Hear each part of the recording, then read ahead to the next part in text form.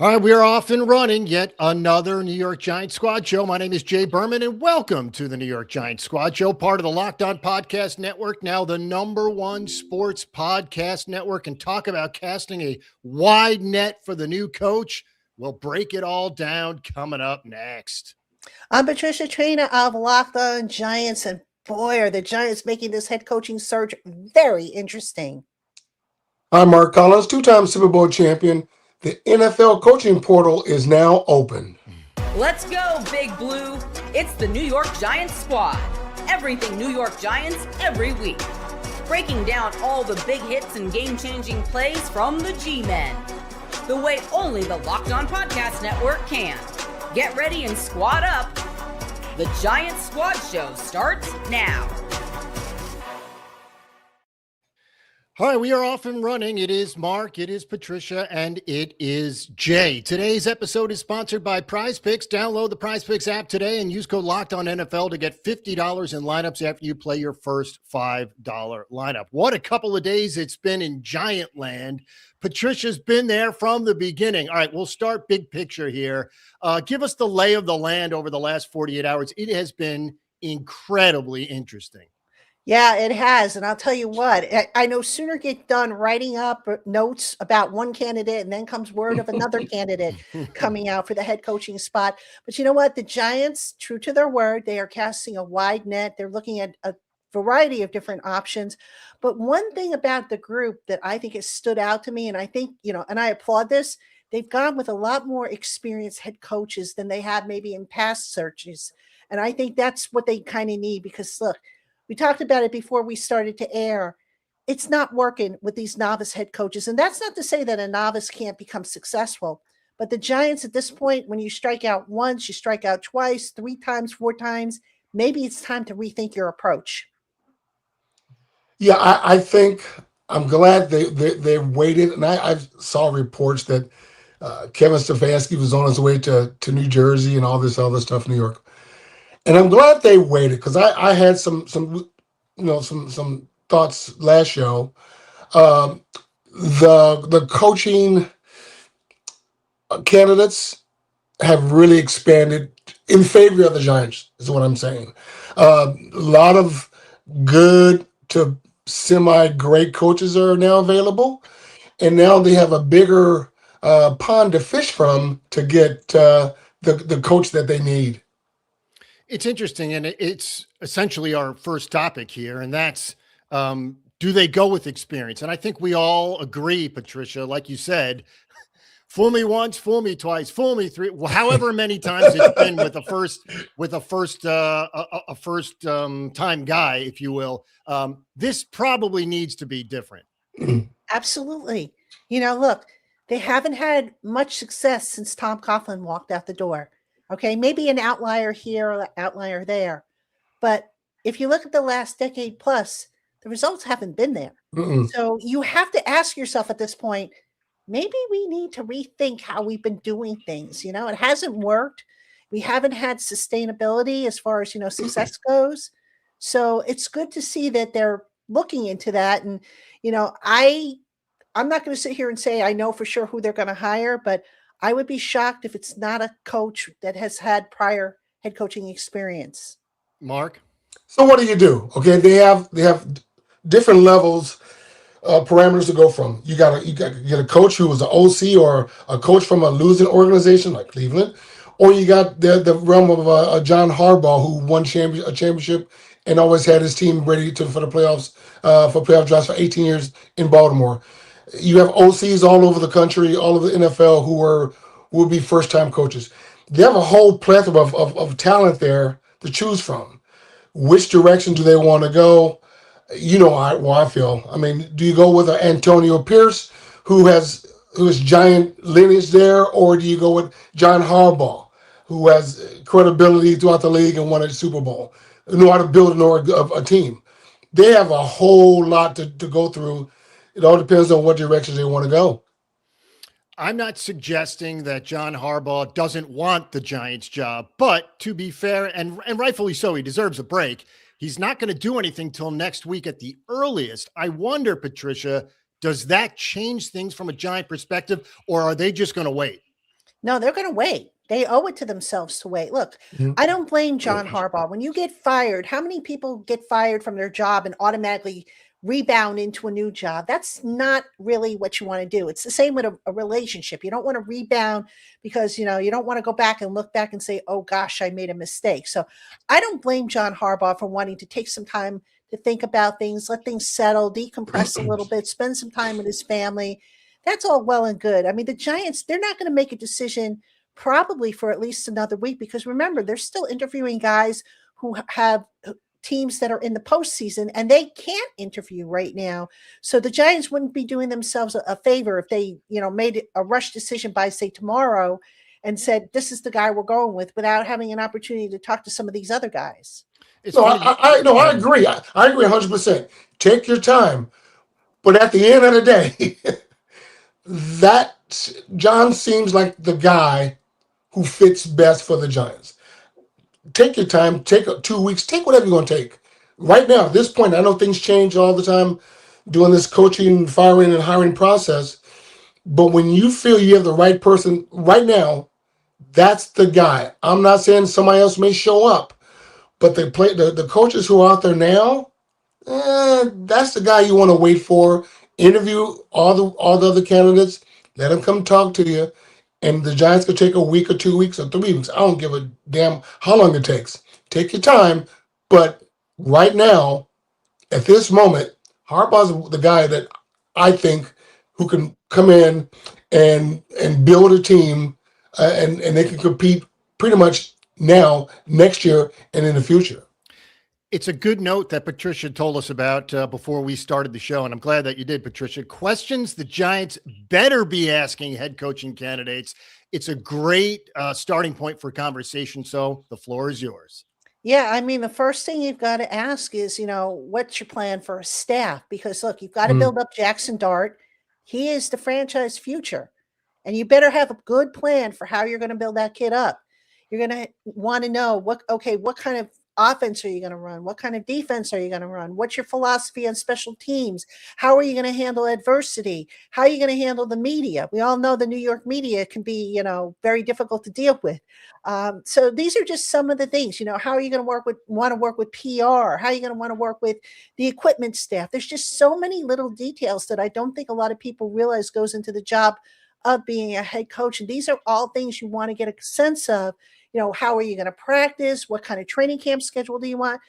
All these little details have to be kind of laid out. You have to have a plan for that. You can't just go in and make it up as you go along. Go ahead, Mark.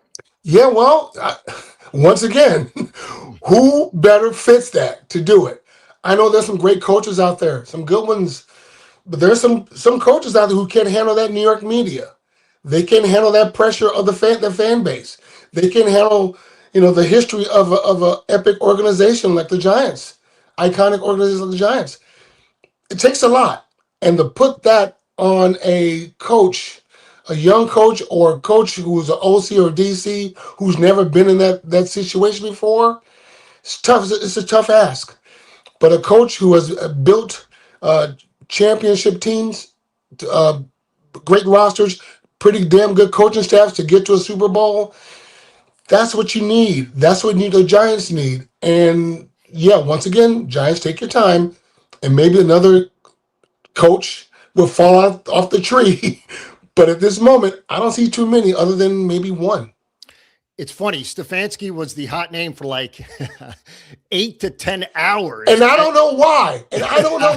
This guy, over the last 2 years, it was 8-26, right? Right. 8-26, his whole 6-7 year career, 45-56 or something like that. Yeah, he's 2-time coach of the year. But what have you done for me lately? That's my thing with that. And all of a sudden, he's the hottest topic. I don't get it. He struggled in Cleveland. Look, Mark, in Cleveland, the last 2 years, they've had quarterback issues. I mean, who comes into camp with 5 quarterbacks on the roster? I mean, come on. How's anybody supposed to survive that? And he was the hottest topic, right? He was the number one candidate in all these jobs. I'm going to listen. And Bill Parcells said it perfectly. You are what your record says you are. In 2 years, if you're 8-26, and your total career of a coach is 45 and 56, and all of a sudden you're a hot topic, the hottest candidate, that tells me either A, sometimes most of these pundits don't know what the hell they're talking about, or two, these guys are just pushing the freshest candidate out there. I don't get it, but you are what you say. Your record says you are, and for him to be the hottest topic, he's going to get a job. I know he will. But for the Giants, I don't see it. I don't see that working out. It's funny because now it seems like if Harbaugh decides to go someplace else or not coach at all, and then we land back on Stefanski, Patricia, it's almost like we're settling and everyone's going to be upset. I mean, look, you ask 50 Giant fans who they want as a head coach, you'll get 50 different answers probably. Mm-hmm. You're not going to make everybody happy. And it's just, that's just how it goes. So, you just got to hope that Joe Schoen, who's leading this search, and ownership, who's going to make the final call, that they get it right this time, because they haven't the last several times. Yeah, Mark, if I was to say it's down to those two, really Harbaugh, but let's just say it's one of those two, do you think that is, I mean, we know how you feel about Harbaugh, and we know how you feel about Stefanski, but should there be others in that final group, if you will? Yes, absolutely. Two options. I'll stick with Mike Kafka. I'll stick with Mike, or bring in Antonio Pierce. That's what I would do. I think if Harbaugh's not in the picture, and it's between Stefanski and anybody else, give me the other two guys, simply because Joe Schoen knows Kafka and Mike. There's connection there. He's already there. You go with what you know. Okay, that's simple. And you bring in Antonio Pierce because he coached a bit with the Raiders on a head coaching part on an interim basis. He's coached a while, and he's a Giant. So that goes a long way as well. I would take those two over Stefanski any day of the week and twice on Sunday. I'm interested to get your thoughts there, Patricia, because it's I love the honesty. I do.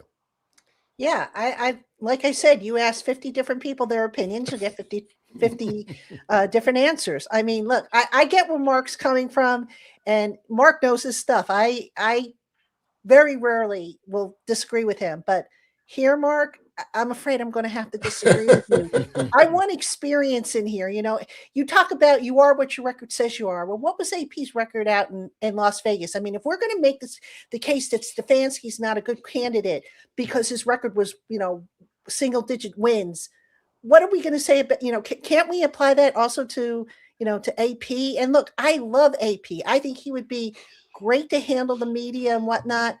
I wouldn't mind having AP here as a defensive coordinator. I mean, if we're going to bring him back, bring him in here as a defensive coordinator. I think he would do a bang-up job, but you got to apply the same logic to all the candidates. You can't just say, oh, we're going to go with this guy because he was a former Giant, or this guy. Well, I did mention Mike Kafka. He's already there. And what was Mike Kafka's record? He's 2-5. But and once again, what did Parcells say? But once again, that's 1 year as an interim basis. This guy, Stefanski, had 2 years latter. He's 6-26, 8-26. Overall, he's 45 and 56. Okay, but to make this a smaller fight, a shorter fight, Mike Kafka and Joe Schoen knows each other. He's already there established. And in an interim basis, he could give him a chance to build his staff. That's all I'm saying. Now with Stefanski, it's almost like a whole redo. You had to start over again. And I always think I like being familiar with my people that I work with. I want that commonality. It just makes it work better. So, love it. We could discuss this really all hour long. We have to move on, and we'll do so by discussing Joe Schoen, because there's a huge piece here, a key piece here, and that's obviously John Harbaugh and the future of Joe Schoen. Who knows? We'll discuss that next.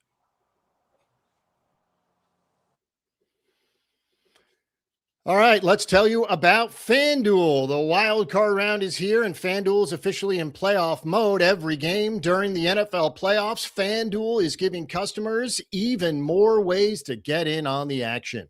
Because right now, every NFL playoff game day, FanDuel users get a profit boost pack waiting for them inside the app.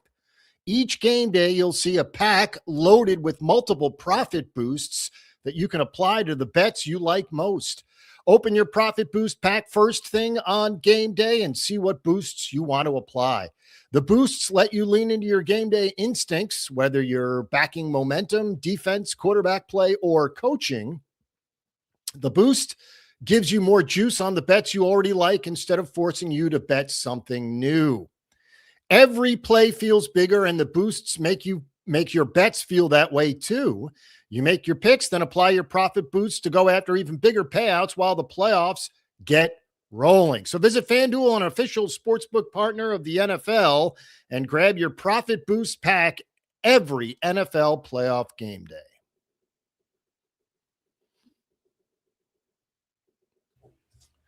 All right, so let's do Joe Schoen now as Mark, Patricia, and Jay return. Patricia, obviously, all eyes are on John Harbaugh, and I think a lot of people are wondering what happens to Joe Schoen.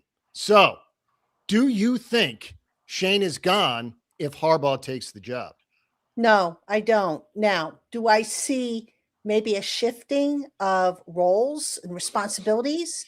Could it be to where maybe John Harbaugh comes in and now he is like 60 to 70% of the decision-making process? I could see that. That's what they have up in New England. And that's the same setup they have up in New England. I don't think Joe Schoen gets fired. And, I would be okay if they rebalanced, if you will, the responsibilities. I think I can live with that because, look, John Harbaugh is going to have enough on his plate if he comes in here between, coaching, getting the team ready. He doesn't need to be the GM. He doesn't need to worry about the salary cap and the contracts and all the administrative stuff. Let somebody else handle that. So, maybe you just reassign things a little bit. But I do not think that Joe Schoen will get fired. The responsibilities, I do think, could potentially shift. I agree 100% because a coach like that just doesn't walk into an organization and sit and let a general manager who's never built a championship team build a championship team. My dad used to always say to people, "Don't tell me how to make how the trip was you've never been." So Joe Schoen's never been. Okay, so if John Harbaugh was to come, yeah, it'll be a 70-30. He'll have almost complete say so on what player to get. This is what I want. All the ingredients to build a team, and Joe would sign off on it or make it happen. So yeah, 100%. And that's what you do. Now, any other coach, whether it's Kafka or AP or anybody else, an OC, something like that, or DC, it'll be just the other way around.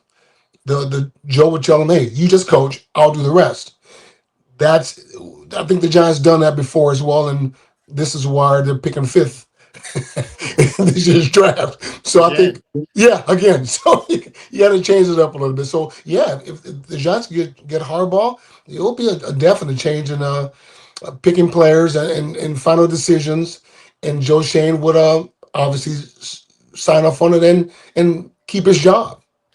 If those things are true, and I'm not saying that I think that they probably are, do you think, Patricia, that maybe Schoen shows a little hesitation with someone like Harbaugh because of the fact that he might have to give up 20 or 30% of his power? No. I mean, if he's sincere when he says, "I'll do what's best for the organization," this shouldn't even be a question in his mind. Mm-hmm. This isn't about Joe Schoen's ego. This is about doing what's best for the organization. And look, here are the alternatives. You can be a glorified, GM. You can be a legitimate GM, whatever your role is. You'll still have a job, one of 32 in the NFL. So until things change otherwise, I don't think Joe Schoen would be that vain to say, "Nope, can't have that. I'm not giving up my power." That's just it. Knock on wood. Hopefully he doesn't do that. You're absolutely right. Now, we discussed Mike Kafka. We know how Mark feels about him. But Mark, which of the current staff do you think should stay if we're eliminating Mike Kafka? Obviously, there's defensive coordinator, there's new offensive coordinator. What do you think could happen in the near future? I mean, Bullen, he could stay. He's earned his stripes over the last 4 or 5 games playing running the defense. As far as the OC, I mean, you got to bring somebody else in because you don't want your head coach to wear 2 hats. I don't believe in that. I don't believe in being the judge and the jury. It doesn't work. You got to bring in another offensive coordinator that fits what you're trying to do. Which OC you bring in? Yeah, you could bring in Kingsbury from Washington or whatever, but someone's got to know how to groom a quarterback, run an RPO offense like they did in Washington or other places to fit what you're trying to do to implement your system. So, as far as position coaches, that's a whole nother deal. That's another show down the line. But you got to start with your OC and your DC to keep the train moving. I know, Patricia, you were suggesting that Charlie Bullen could come back, or at least not should, but has a chance to. It's a very interesting dynamic, especially where the defense was under Shane Bowen. Yeah, I mean, Charlie Bullen, the defense improved under Charlie Bullen. I mean, several guys improved under Charlie Bullen. Bobby Okereke comes to mind. Darius Alexander comes to mind. But, to the question, it really depends on who the head coach is and what his background is. If you get a defensive-minded head coach, he's going to want to run his own system. Yeah. So now maybe Charlie Bullen isn't an option.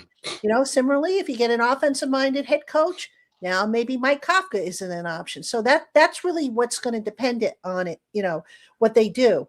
In terms of the position coaches, I think you've got to keep Carmen Brasillo, the offensive line coach. I mean, I'll cry if he walks out the door. He's done a really good job with that offensive line, and get him a few more pieces, and that offensive line could potentially be a really top 5 unit, I think, down the line.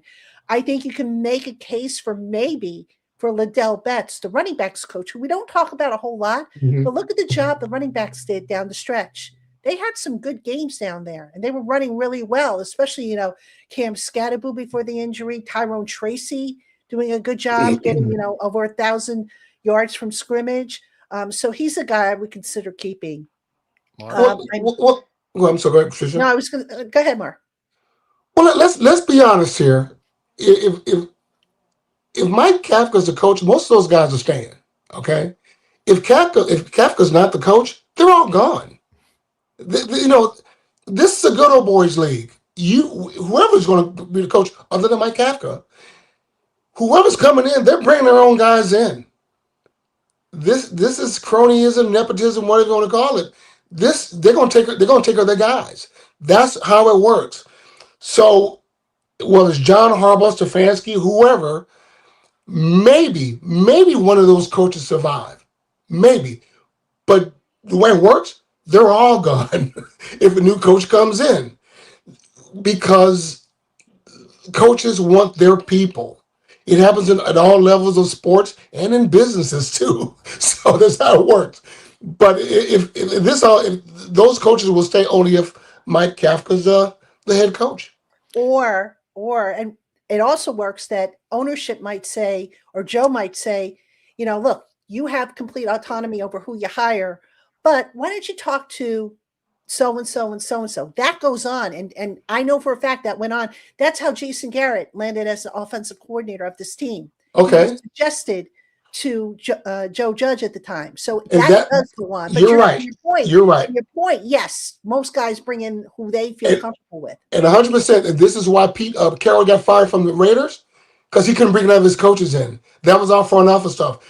And it didn't work out. They didn't mesh. Who's the fall guy? Pete Carroll. So Pete would have loved to have brought everybody from Seattle or his cronies, call him up. Hey, but I need a job, whatever. He couldn't do it. And there was no conformity. There's nothing there. And the Raiders sucked. That's why every coach wants to bring the guys in that they know. Pete Carroll couldn't do it.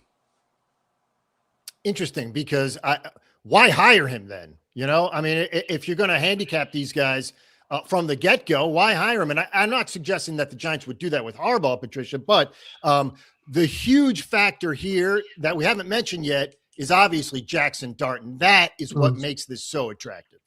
Yeah, I mean, look, look at how much you've invested in this young man. And, we've talked about it before on this show. You want him to keep ascending. You don't want the rest of the league to study the film this offseason and catch up and figure out ways to stop him. You want to evolve his game. So it's important that you get somebody who has a plan. What are you going to have Jackson Dart work on? Are you going to have him become more of a pocket passer? Are you going to have him continue to do more RPOs and zone reads? What exactly is your plan, and how does his skill set, how do you plan on, increasing that? How are you going to get him to throw the ball out of his hands quicker? Are you going to shorten the reads, play half field, whatever the case may be? So that is a very, very important thing. And look, Jackson Dart, whether we want to admit it or not, he is a big appeal for this job. I mean, to walk in as a head coach and know that you have a quarterback.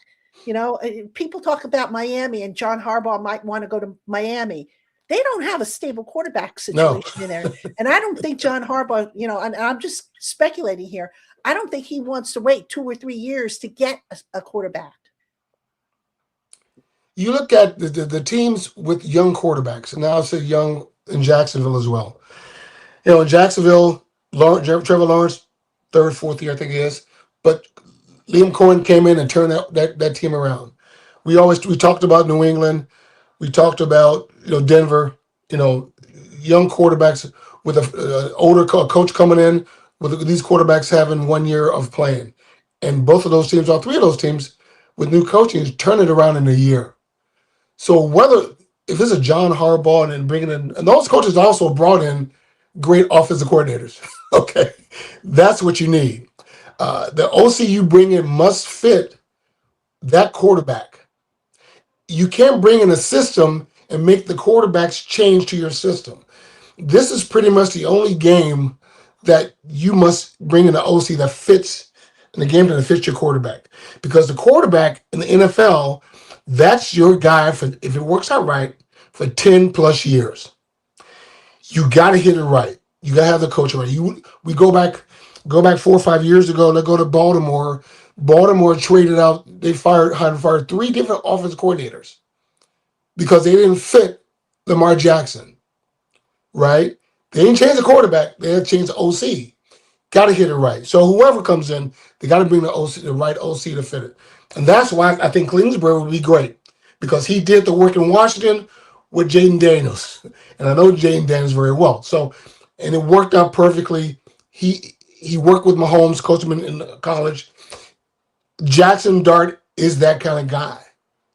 A lot of people don't think so, but I see it. He's that kind of guy.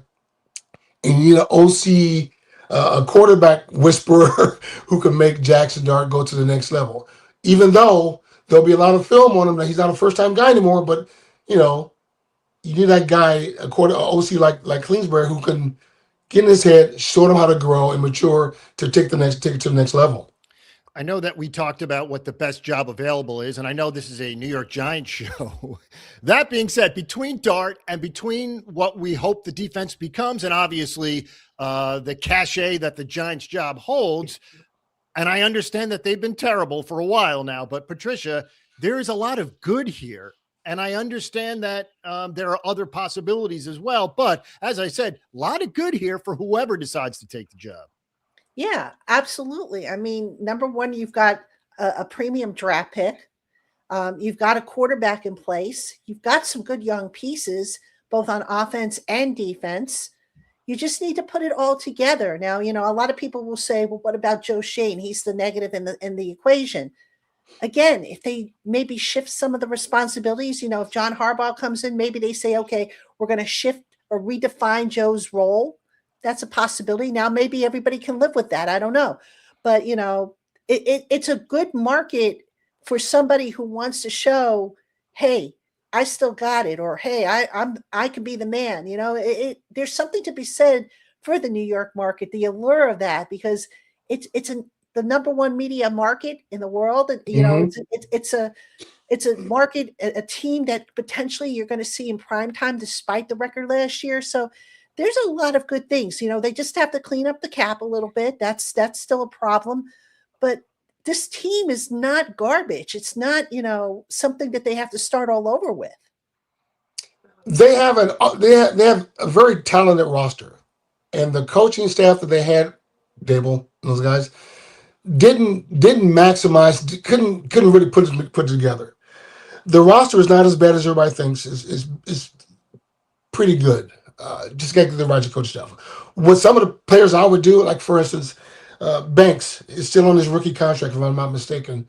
You're not going to exercise his fifth year probably. You probably won't do it anyway, but you got maybe a year or two left. I will work him I'll put him at safety. I'll do stuff like that. The next coach, you gotta find where this guy can play. And I'll move a couple other players too. But let me back up to the original question. The roster is not bad at all. Great talent, good talent, absolute wonderful market to be in.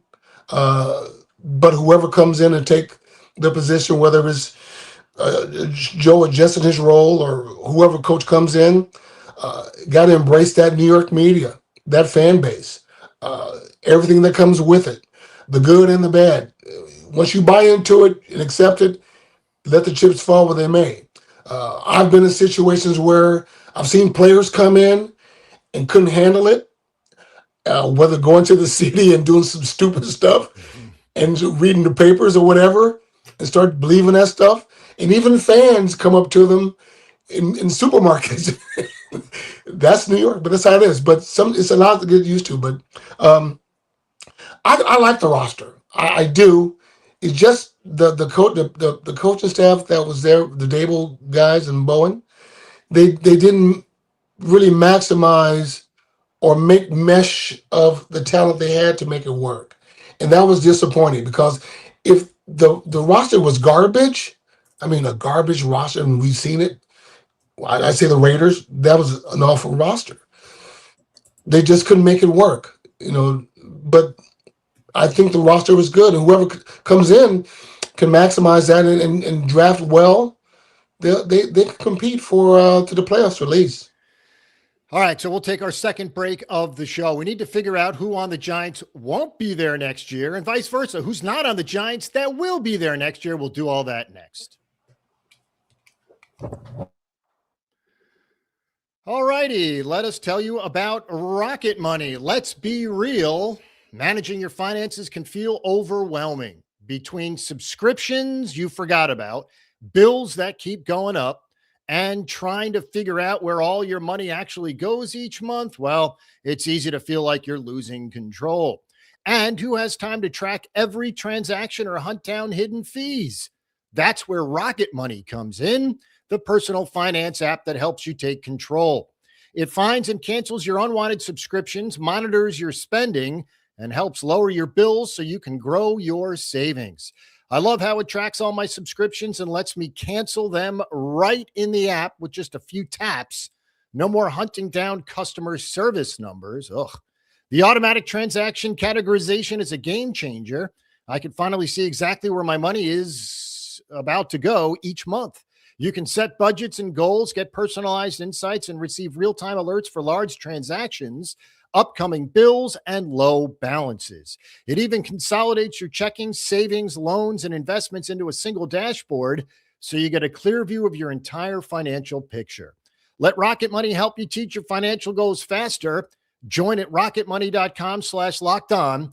rocketmoney.com/lockedon. Again, rocketmoney.com/lockedon. All right, so we're back, and obviously we need to figure out the roster here. Besides head coach Patricia, there is a lot that is, I guess, needed. We don't have to pick apart every single position, but big picture, some big ones. What else is missing besides the head coach, obviously? Yeah, I mean, besides the coaching staff, which is a big one, right? I mean, I think the first thing that the Giants need to do, they've got to clean up the cap. So there are guys under contract that I don't think are going to be here next year. Graham Gano, he's probably not going to be here. Devin Singletary, the running back, I don't think he'll be here. Jalen Hyatt, they haven't really found a role for him. How do you keep him? But see, here's the problem with kind of figuring out who's going to be here, who's not going to be here. We don't know who the head coach is. We don't know what the scheme is. Maybe some of these guys that got buried under Brian Dable, maybe they fit into what the next head coach wants to do. So it makes it a little hard to kind of handicap this whole situation. That being said, you can look at the contract. You can look at the numbers. I was talking with a colleague before. I said, gee, you think John Runyon comes back? John Runyon, it's got a $9 million savings if you cut him. Or do you maybe reduce his salary and put incentives in there? So they've got to clean that cap up first. And, of the guys that are under contract, and I'm not talking about, the Evan Neals, who we know is not going to be back. He's going to be a free agent. You've got to clean up the contract and you've got to trim some of the fat off so that you have money to do stuff in free agency this year. Yeah, some of the guys, it's too early. Not until they fix the salary cap or, cut some money. But the guys who are under contract now, and I'm talking about the guys who are on their rookie contract and stuff like that, yeah, they're going to be back. Most of them should be back. But even the ones who, I mentioned Banks earlier, if you want to try to maximize your draft pick you used on him, you might want to try to put him in another position, to see if he can still flourish. But overall, you gotta wait until how the salary cap is gonna flow and how it's gonna go.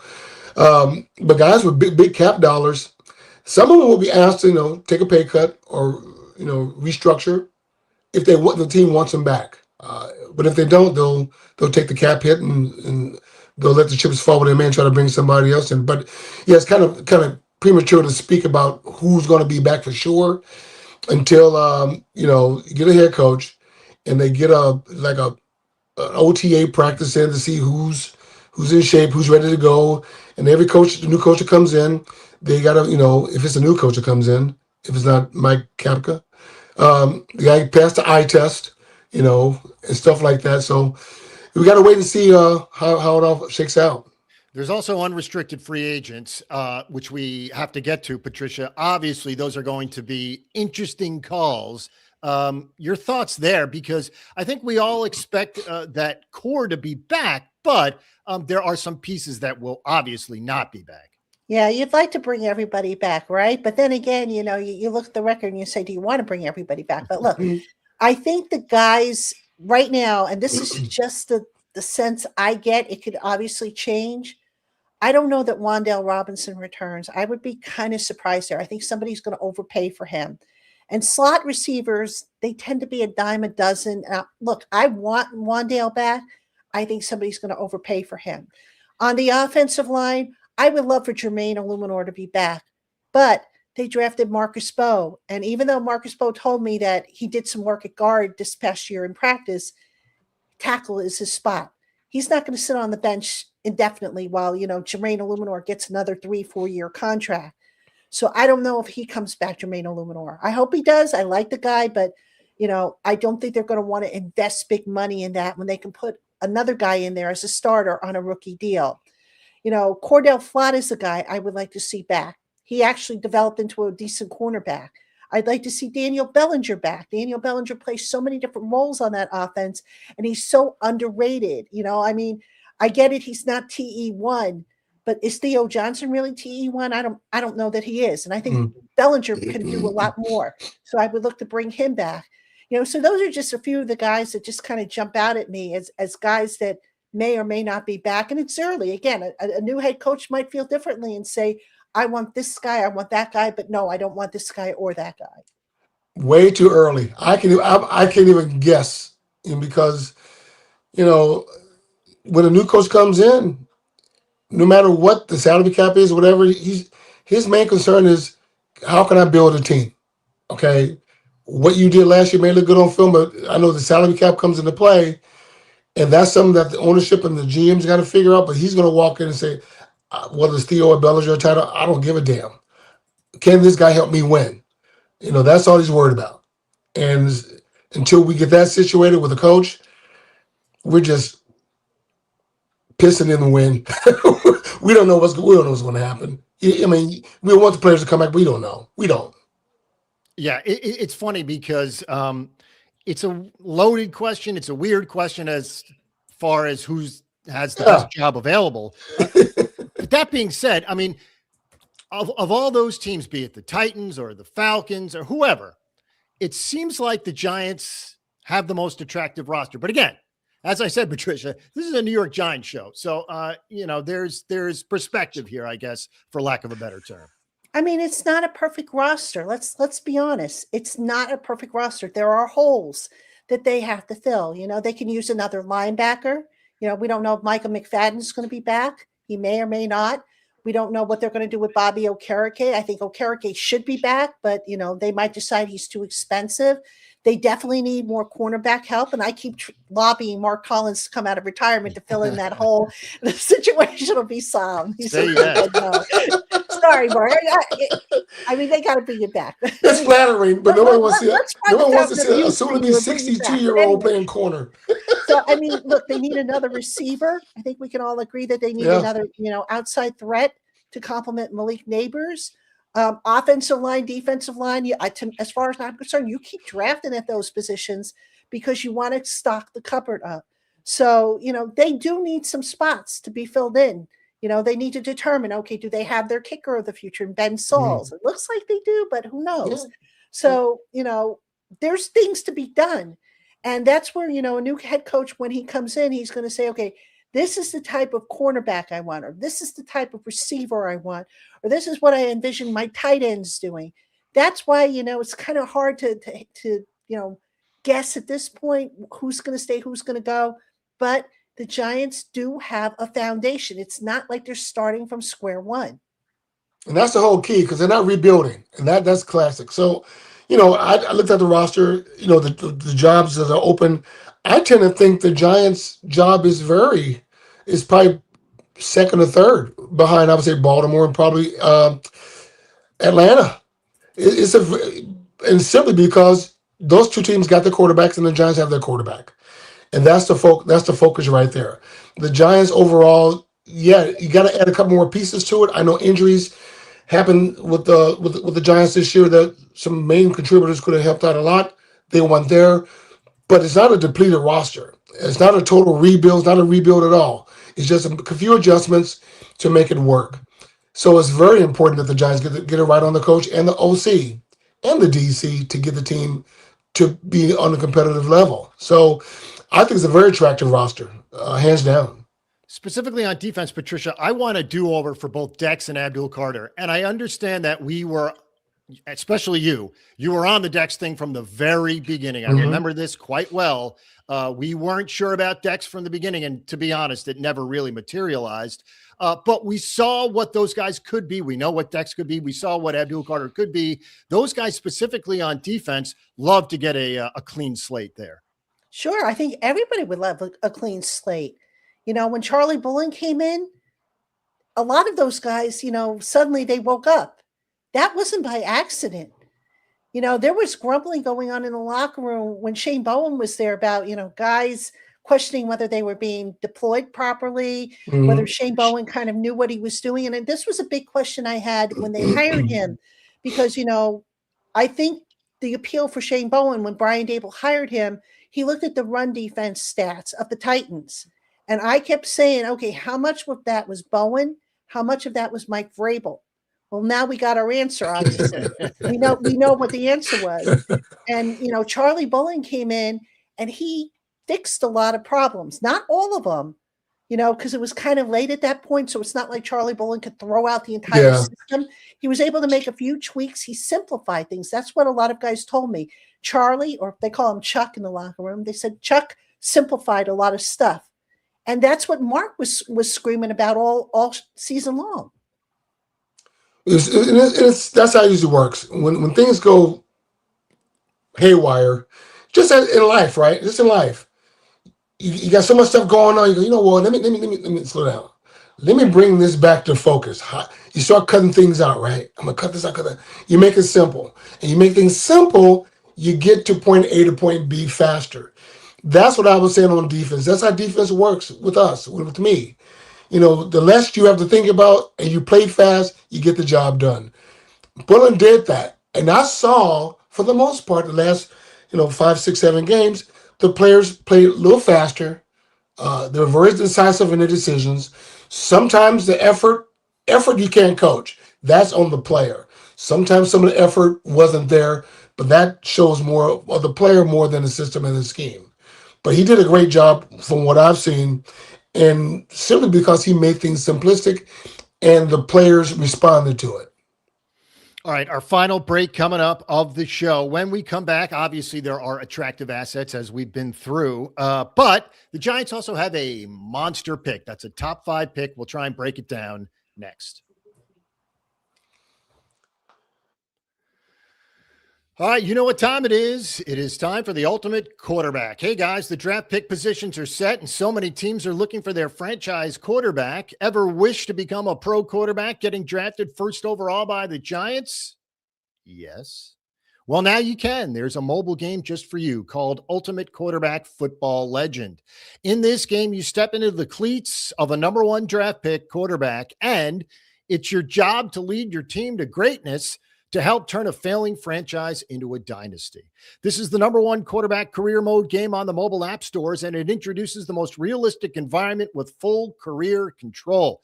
Sign contracts, train and upgrade yourself, build chemistry and evolve your teammates, give input to your GM on roster moves, play the actual games in 2D, and rise through the ranks to become a pro football legend.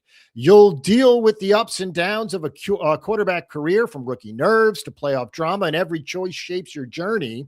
Ultimate Quarterback is totally free to play, has no ads, works 100% offline, perfect for when you want to sneak in a quick game or 2 on the go.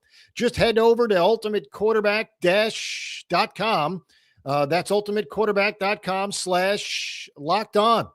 And we've got something special just for you guys. Use the promo code LOCKEDONNFL, all caps, in the game store to get a free boost at the start of your career. Ultimate Quarterback, Football Legend, QB1.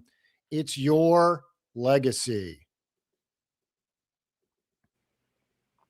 All right, we are back. Final segment of the show. And as we talked about the attractive assets that the Giants have, one of those assets has not been or at least chosen yet, so to speak. Patricia, that, of course, is the number 5 overall pick, which we wanted it to be the number 1 2 weeks in a row.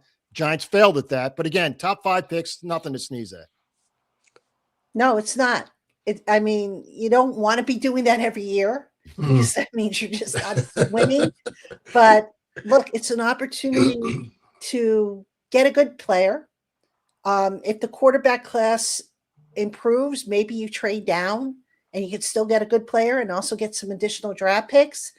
But yeah, it's not a bad spot to be in. It's not number 1. It's not number 2. I get that, but you should get a impact player, I would think.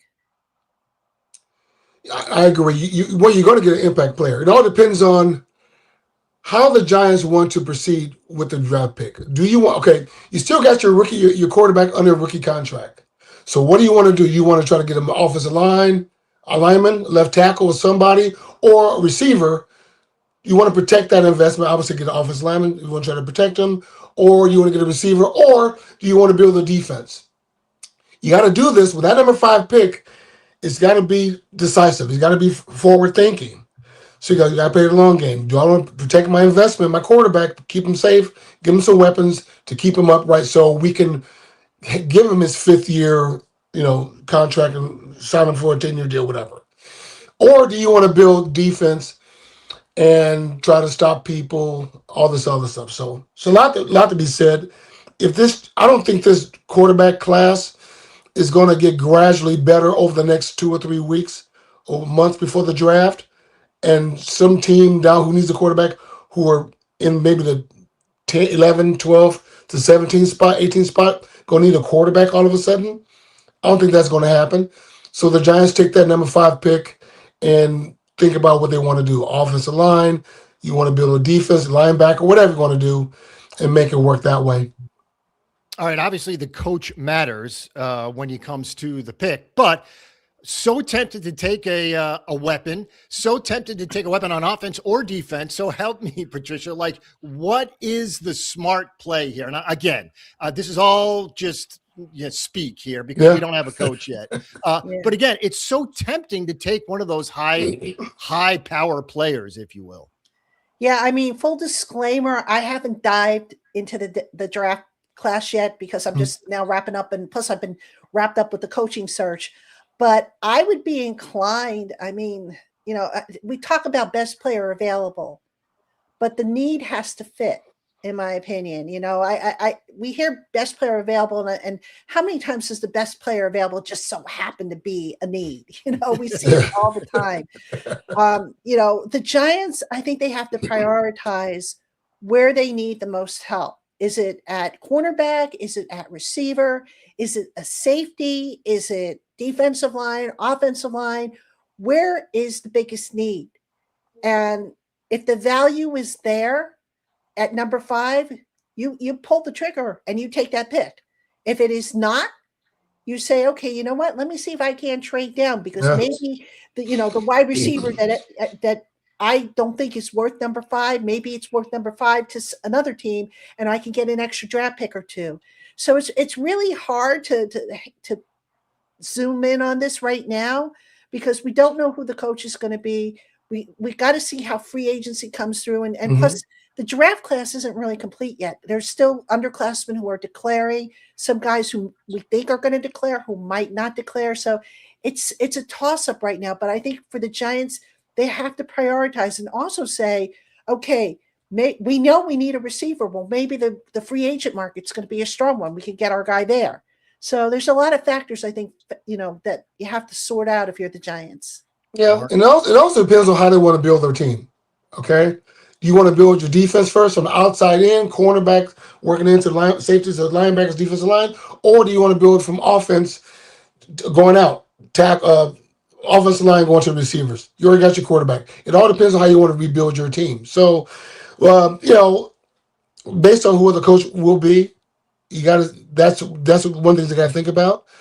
So, the best time to do it. And this is why I say the Giants is in the perfect situation for a coach. You got your quarterback. He's still on his rookie contract, and that is huge. So you don't need to know nothing there. You have a receiver, though he's hurt. Can you go get another one? Yeah. So are the Giants really?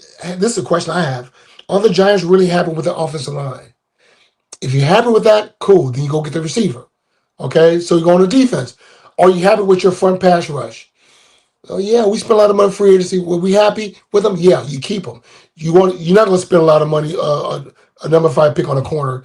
I haven't seen anybody out there worth that. But if that's not what you want to do, you trade out there, you get whatever, you get them in free agency. So it all depends on how they want to build their team. So, and that's going to come strictly from the new head coach. How you want to build the team to be successful. I'm glad you brought up the pass rush because I keep thinking back, Patricia, to Dex and what a year it's been. And if there's a possibility he's not on the Giants next year, that could greatly impact where they go at the top of the draft. Yeah, that's something I think you got to ask yourself. I mean, I don't think they want to move him, but does Dex want to be here? Now, Dex was, said all along, yes, I want to be here, but what do you expect him to say? No, I don't want to be here. No. Now you got a whole new set of headlines that'll set, the internet on fire. So yeah, and here's the other thing. You got to start looking at the wear and tear on these guys. A guy who plays 1,000 snaps every year and who's 26 years old might not be as, spry, if you will, as a guy who is 26 years old and only plays 500 snaps a year. So you have to start planning for that, I think, as well. You have to have contingency plans. And I think the smartest GMs have guys in the cupboard, as I say, and get them ready so that when you do have to switch to, the new guy, he's ready to go. Go ahead, Mark. Well, I mean, that's the league. I mean, we all age in the league at maybe some age faster than others based on the time they play. If it was 1,000 plays or 1,500 plays a year, you're going to age. And a good GM would know that. They'll know, hey, you know what? This the tires on this car right here to get a little low. We're gonna get somebody else to get ready to replace this player. That's just the nature of the league. So once again, it all depends on are the Giants happy with the pass rush? Are they happy with the players they have on the roster now? And the next coach will address that. And as some of the things that we've seen this year, I think they kind of are happy with it, but they still got to get some other players ready to go just in case some of the players who are ahead of them will probably be priced out of the position. All right. A question here is, and obviously with the top pick, there's much greater chance of trading back and getting out of there. Do you think that happens at 5? Could it happen at 5 is a better question, Patricia. I don't know. That is a good question. I mean, I think it all depends on who's there. Right. Look, we learned last year and the year before that guys that we thought were going to be top picks aren't necessarily top picks, and guys that we didn't think would be top picks snuck into the first round. I mean, a good example, everybody was talking about Shedeur Sanders as quarterback, first overall pick, and he didn't go until the 5th pick. Yeah. So it's so hard. I think it's just too early to really kind of guess on that. The next few weeks, you've got the All-Star games coming up. You've got the Senior Bowl coming up, the Combine coming up. That's going to clarify a lot, I think. But just right now, I would say I don't think the Giants will trade down out of 5. But if somebody starts to, see their stock rise, then it makes sense. Absolutely. If that guy isn't, is at a position that the Giants don't necessarily need. Yeah. Go ahead, Mark. Yes, the draft and these bowl games and stuff, me going through it personally, this is the biggest for a player. How can I get the general manager to fall in love with me? That's all it is. It's can I get that GM to like me enough to draft me high? That's all it is. So if the Giants got number 5 pick, and let's say they fall in love with the receiver, and I'm throwing this out arbitrarily, a guy from Vanderbilt that they just love, that player down to Joe Shane's head and go, hey, I love this guy. I'm going to take him no matter what. Teams done that. They've done it before. Even back in my day, they've done it. And some of those players work out, sometimes they don't. But with number 5, the player that the Giants don't want, is that number 5? Yeah, they're going to trade back. They're going to say, you know what? Let's try to talk to a team, let's say it's Green Bay at 22, who may fall in love with a player and they want to move up to 5. That stuff happens all the time. But in retrospect, that's what it is. It's who likes you? Who likes you at 5? If there's some guys who may be at 5 that the Giants really like, they'll take him at 5. Or there's a player there at 5 who the Giants don't like, and they'll call a team, Green Bay or Tampa, whoever, who will trade up and trade back and get draft picks. So it's a big who likes you in those games, those All-Star games.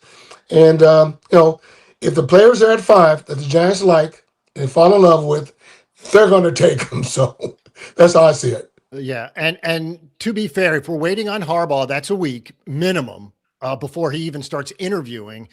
Do you think, Patricia, that worries John Mara? I understand a week in the big picture is very little, but I also understand that he wants to get this going. So I wonder if he's, for lack of a better term, nervous about waiting.